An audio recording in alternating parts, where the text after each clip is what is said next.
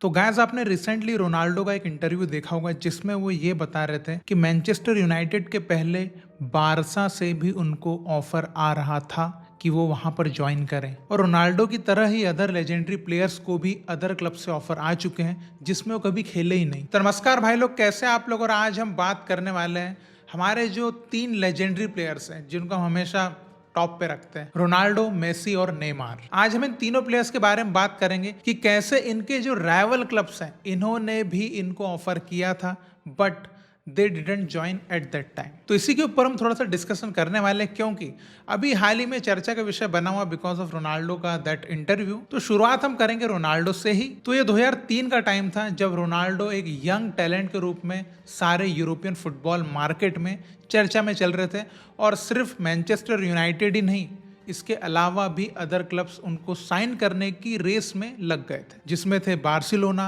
Real Madrid, Juventus, Arsenal और Inter Milan भी। हालांकि इंटर मिलान मैनेजमेंट ने उस टाइम पे ये कह दिया था कि रोनाल्डो का उतना वर्थ अभी नहीं है जितना पैसा जो है क्लब मांग रहा है, तो इस वजह से वो तो पहले आउट हो गए थे। एंड बार्सिलोना, मैड्रिड और यूवेंटस उनको नेक्स्ट सीजन के लिए साइन करना चाहता था। तो अगर हम रियल अटेम्प्ट की बात करें तो मैनचेस्टर यूनाइटेड और आर्सेनल ने दिखाया था और वो दोनों ही क्लब से बहुत क्लोज गए थे और एट द एंड उन्होंने मैनचेस्टर के लिए साइन किया था। तो वो भी थोड़ी सी मजेदार स्टोरी है। तो आर्सन वेंगर ने खुद बताया कि उन्होंने रोनाल्डो की माँ के साथ लंच भी किया था, डिस्कशन भी किया था। इवन रोनाल्डो को उन्होंने आर्सेनल की जर्सी भी दी थी जो आज भी शायद उनके पास होगी, ऐसा उन्होंने कहा है। और इवन रोनाल्डो ने भी कहा है कि he was very close to sign for Arsenal. और इवन आर्सन वेंगर ने यह भी कहा है कि भाई उन्होंने स्पोर्टिंग सीपी के साथ एग्रीमेंट भी किया था। बट मैन यूनाइटेड भी उस टाइम पे बिल्कुल रेस में आगे दौड़ रहा था। तो उन्होंने उस टाइम पे क्या कि कार्लेस क्यूरोज जो थे, जो एक्स स्पोर्टिंग सीपी के कोच थे और वो भी पोर्तुगीज ही,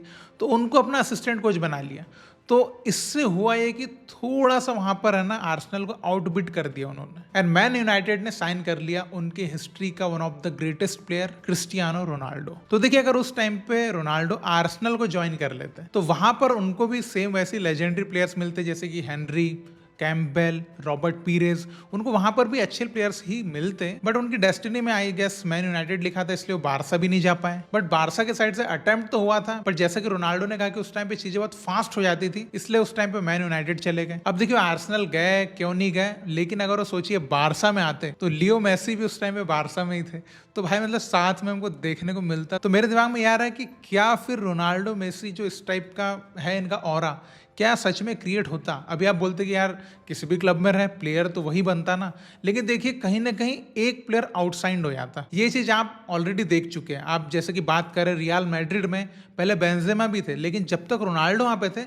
आपने बेंजेमा की वो स्कोरिंग एबिलिटीज को कभी उतना प्यार ही नहीं दिया। और सेम मैं ये भी कह सकता हूँ कि मेसी सुआरेज के टाइम पे भी आप देखिए, सुआरेज भी कितना स्कोरिंग कर रहे थे लेकिन मेसी के आगे वो आउटसाइड ही रहते थे। तो वही मैं कह रहा हूँ कि एक म्यान में 2 तलवार रहना भाई नहीं है, ये पॉसिबल नहीं है। तो जो वो अच्छे के लिए हुआ। अब हम बात करते हैं मेसी की, क्योंकि भाई रियल मैड्रिड ने मेसी को 3 बार साइन करने का अटेम्प्ट किया है। और ये बात तो आपको बिल्कुल पता है कि पेरेज जो है, जो प्रेसिडेंट ऑफ मैड्रिड है, भाई एकदम मास्टरमाइंड है। ये तो आपको पता है जब भी बिजनेस की बात आती है, क्योंकि ये ऑलरेडी दिखा चुके हैं जब ईयर 2000 में उन्होंने फिगो को साइन कर लिया था बारसा से, तो वो कितना कंट्रोवर्शियल साइनिंग भी उन्होंने कर ली थी। तो उसी को वापस वो रिपीट करना चाहते थे मेसी की साइनिंग से।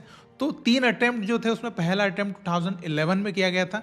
उस टाइम पे क्या हो रहा था कि रोनाल्डो का भी ऐसा सुनने में आ रहा था कि मैन सिटी ने उनको बहुत ह्यूज ऑफर किया था और पेरेस के क्लोज बंदे ने मेसी के साथ उनकी आउटसाइड ऑफ स्पेन कोई मीटिंग भी शेड्यूल करी थी। बट वहां पर भी मेसी ने जो है वो इंटेंशन नहीं दिखाई। और ये अच्छी बात है बारसा फैंस के लिए कि यहाँ पर लॉयल्टी देख लीजिए आप मेसी की। उसके बाद 2013 में भी ये अटेम्प्ट किया गया था जब नेमार को बारसा में साइन किया गया था, क्योंकि उस टाइम पे रोनाल्डो का जो कॉन्ट्रैक्ट है वो हो रहा था एंड, और न्यू कॉन्ट्रैक्ट वो साइन नहीं कर रहे थे जो उन्होंने बाद में लेट साइन किया था सितंबर के टाइम में। तो उस टाइम पे फिर से पेरेस जो है वो मेसी के पीछे पड़ गए थे कि अभी फिर से ट्राई करता हूं, लेकिन मेसी ने उस टाइम भी मना कर दिया। देन लास्ट अटेम्प्ट जो किया गया था वो था 2015 में when Barca won the treble. तो मैड्रिड के एक टॉप एग्जीक्यूटिव जो है वो गए थे मेसी के पास ऑफर लेके, बट मेसी ने वहां पे फिर से मना करते because he choose loyalty over money. तो इस तरीके से ये सिलसिला जारी रहा पेरेज का और मेसी का, बट मेसी ने एट द एंड मना ही किया। तो अगर सोचे कि मेसी अगर मैड्रिड में आ जाते तो या तो ये होता कि रोनाल्डो वहां से निकल जाते ये कोई ना कोई एक चीज तो होती, क्योंकि उस टाइम तक दोनों बहुत बिगर राइवल्स बन चुके थे यार। तो अब हम बात करेंगे लास्ट नेमार की। तो नेमार भी रियल मैड्रिड में साइन हो सकते थे, क्योंकि जब 13 साल के थे वो 2005 में वो गए थे रियल मैड्रिड में ट्रायल के लिए, और उस टाइम पे डानी कार्वाहल वगैरह भी उनके साथ ट्रायल दे रहे थे। तो ट्रायल में उन्होंने 2 वीक में 27 गोल्स स्कोर कर दिए थे। तो ऑब्वियसली ये देख के तो भाई मैड्रिड क्या दुनिया का कोई सा भी क्लब रहे भाई, 2 हफ्ते में लड़का 27 गोल मार चुका है, क्यों नहीं साइन करेगा भाई? इतना यंग टैलेंट है और इतना सही फ्यूचर दिख भी रहा है। तो मैड्रिड वाज लाइक कि ये बंदा तो हमको चाहिए भाई। लेकिन उस टाइम पे नेमार को खुद से नहीं लगा सही कि I am not feeling happy here, मतलब वो कंफर्टेबल फील नहीं कर रहे थे, थोड़ा सा होम सिकनेस आ रही थी कि अभी वापस जाना चाहिए और ब्राजील में ही अपने आप को डेवलप करना चाहिए। तो क्लब के साथ भी उनका कुछ डिस्कशन हुआ और उन्होंने वापस जाना बेहतर समझा, जो कि एक अच्छा विचार भी था, because the way he developed himself in Brazil in CentOS.